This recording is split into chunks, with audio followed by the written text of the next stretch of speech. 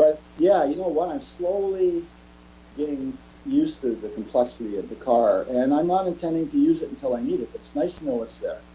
I love the adaptive cruise control because I think that where older drivers could be a problem for themselves and others is that your attention, you know, and I've noticed that trying to pay attention continuously is very difficult compared to what it was, let's say, when I was 25 or 30. So these aids and assists really help. Like the first time I didn't know that this was smart cruise control, adaptive. I'm driving along and I had it set to about 90, I guess it was, and on an 80-kilometer road, and the guy ahead of me suddenly, you know, started to slow down for some reason. And I was paying attention sort of, and I perceived it. But before I even had a chance to act, this thing had dropped me to 80. In essence, he was driving my car without even knowing it. That control would have sat behind him at 80, I'm assuming pretty much forever. And it's a tremendous feature. And if I was a little less alert, that could be the difference between a rear end collision and not. So my feeling is that if you're an older driver, you got to accept the fact that it's going to be more complex initially. And what you do, you don't need to use it all. And if you really run into a jackpot, you call your friendly Honda dealer and say, I don't know what I'm doing. And the thing is, like a young guy would just keep banging away until he found out how it worked. When you're older, you're always afraid of breaking something or making it worse, right? That's just the generational thing. But I have to say that I wouldn't say if you're in the trade situation like I am, don't be afraid. Go after the car you want. If it's a model more than you want, you will cope with it. You will cope. And if you can't, the dealer's quite happy to help you. And that's the thing. Service is very important. And our Honda dealer here, I have to say, I mean, I've been with them all that time. I've been very, very satisfied, you know, with overall the service I got. And yeah, and the other, I just throw this in too. So here's something some seniors might relate to. So when you're in the used car market, that creates a whole different level of anxiety. When you get a used car, you figure a new car, you assume you're protected. You got, you know, 60,000 kilometer warranty, 3 years, whatever it is. You buy a used car, you don't know exactly what you're going to get. So you go out and kind of find out when you say, let me test drive that car. The salesperson tells you what you're going to get, basically. So what I decided right from the get-go, I hate uncertainty. So that eliminated buying it from Joe down the street who's put it in, you know, the auto trader. No way I want to go through that experience. I did it once, never again. The other one is going to the used car sales standalone thing, like the sales depot or whatever they call auto depots. No, don't want that either. What I want a full-blown dealer who's got a reputation to protect and is willing to certify the car. So there's two levels I found out. There's the Honda certification where they certify according to what the head office wants. And then here in Sudbury, I don't know whether it's unique to Sudbury, our dealership here, Palladino, it has its own certification. But nonetheless, it's the same kind of thing. There's some protection if you buy a car and it doesn't perform properly. So it took a lot of anxiety away, knowing that this is a dealer that cares about its reputation. This is a dealer that actually certifies its own car. And it wants to make sure its customers are satisfied because certification is only as good as customer satisfaction with it. And so far, I've been very satisfied. Yeah, well, that's true. So I think we don't want to sound like a Honda commercial, of course, but no. But it's interesting. I can recall as we've been, of course, buying cars for years, and at one time it was you had a choice. You have a Detroit Iron, or you had one of these foreign vehicles, right? But one of the interesting things is a lot of these foreign vehicles are now being manufactured in North America, or some even in Mexico. I understand that. Some of the Honda and other so-called foreign manufacturers are now, some of their lines are entirely being built right here in North America. So that distinction really doesn't exist anymore. But of course, a lot of the so-called American manufacturers, which we have quite a few actually in Canada,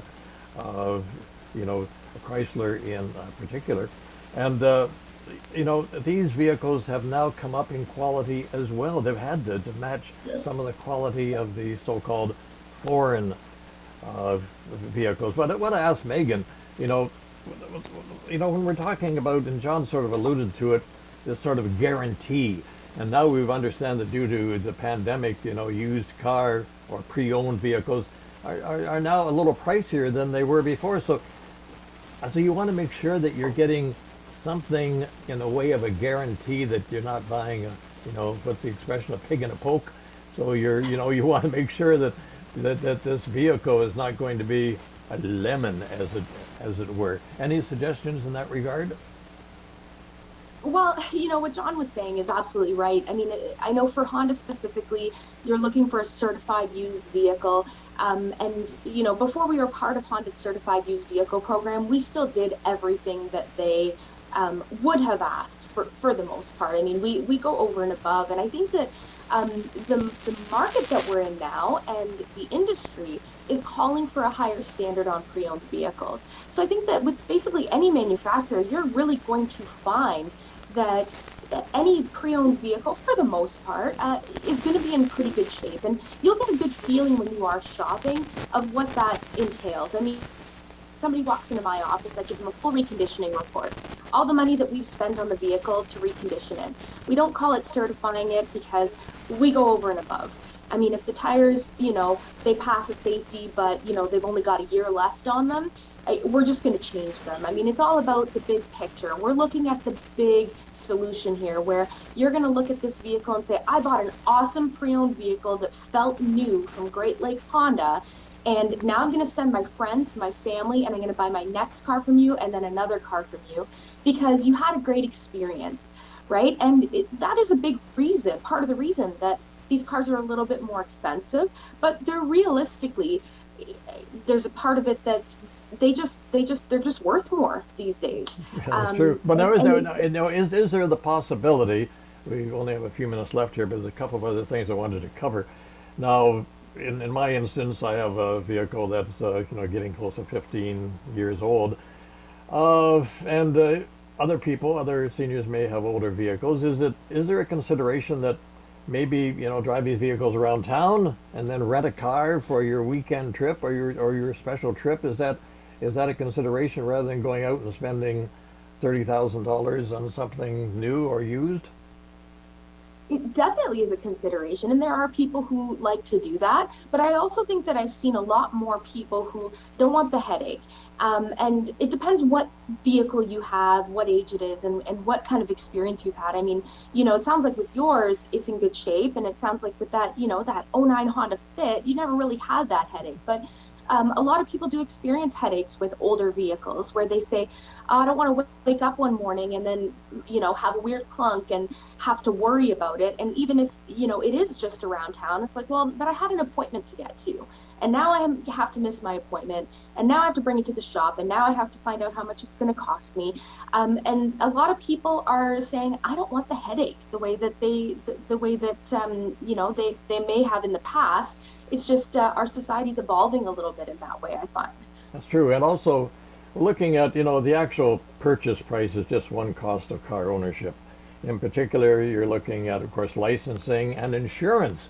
Now, one thing for a lot of us older people who don't drive that much, there are different options from insurance companies. And I know I deal with a CAA that charges me for my Subaru about $300 is a basic price, and then $36 every 1,000 kilometers.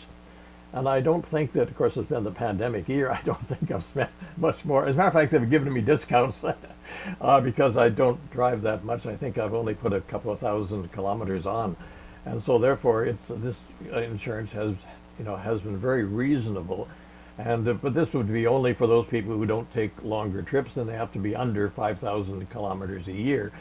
To make it economical, but it is a consideration, for those of us who don't drive that much, to have that sort of cheaper insurance and to bring down the entire cost of insurance over time. Is this some of the things that, that people like you, Megan, in your position of responsibility, dealing with folks and especially older folks, are they more cognizant of this situation rather than just coming in and saying, I don't care what the price is, just give me it? I actually find, with the older generation, they're a little bit more informed when it comes to that kind of thing. It's the younger people that say, "Oh yeah, I guess I should have to check insurance, shouldn't I?" With the older generation, they've kind of already got an insurance plan in place. Sometimes they want to shop insurance plans to see if they can get, a little bit of a better rate somewhere else, and that's fine. But for the most part, when it comes to the extras, they've been paying for cars for years, so they understand, and they also own a house usually, and have investments and all sorts of things that come with experience and just experience in regular life that younger people don't have yet. So I think that part of it is something that's already part of their mindset when they're buying a car, that they expect that to be part of the car buying experience, where they say, yeah, no, I've planned for my insurance rate, versus very much the younger generation who don't plan for insurance, and they say, well, I want this payment, and it's like, okay, but did you check insurance though? Because that's part of your car expense, right? Like that's Right. part of it, right? Well, we're just about running out of time here, so a final comment, Hagan, we want to thank you very much, and sort of representing the industry and helping us folks through some of the intricacies, and especially with new vehicles. But John, you want to say goodbye to folks out there, and any final word? Yeah, I just like to say that um, everyone's had their own personal transportation needs. And I was just making a list of things that would be optional for seniors. One thing would be, if you're living in a community like Sudbury, if you feel that the cab rates, for taxis is fair and affordable for you, you might be able to survive within the city by by being driven by a professional. You're not that mobile anymore. You're not driving to Sault Ste. Marie anymore. If you're staying, basically living within the city, it makes sense to use what's available. That would be my opinion. The other thing would be, if you're still kind of wanting to get away, you can continue to rely on cabs within the city and rent cars. Definitely can do that, especially if you're going to an area with a car rental, car you are renting, it's appropriate type of car. You're not going to drive a Honda Fit down a rough road, and at least not at speed you're not, right? The other one is in some larger cities, if you're lucky enough to live in Montreal, they have what they call, this probably isn't the exact name, community cars, available to the whole community. You pay a relatively low fee, lower than a rental, and you more or less share a stable of cars among people within a certain geographic area. That's generally found in the bigger cities like Montreal. The other one is public transit. If you have a good transit system, I think you're lucky. That's my feeling. And definitely up here in Northern Ontario, the transit systems are maybe as good as they could be, but not as good as they're way they are, but they could be better in my opinion, but they're not good enough. And the other thing is that if you've got lots of friends who are a little bit younger than you, you on occasion could ask for a ride, and people are usually happy to do that. I mean, as long as I'm a good driver by my own definition, and I don't have a terrible accident record, I'm not averse to driving 4 friends of mine to Killarney for a hike. Now, it turns out that every one of my friends is quite capable of driving, but for an environmental reason, that's not a bad thing to do, but for an economic reason, it could work for some people. So those are options that I think off the top of my head that might allow you not to buy a car, or at least buy a car, like you were saying, John, for around town. Well, as we wrap up here, there's a lot of folks who say, this is going to be my final car. Yeah, But with people living longer, that may not be the case. So, yeah. Megan, we want to thank you, Megan Razzle from Sault Ste. Marie here in Northern Ontario, and we hope that this CARP car broadcast or Zoom will go out to others across the country in the CARP community. So while we're in the north, we've all have friends across the country in various communities, and everybody drives, we know that over 80% of seniors drive. So I guess we say happy motoring to all of you, and to all the best in the future. Thanks once again. Goodbye for now. Thanks for having me. Bye, John.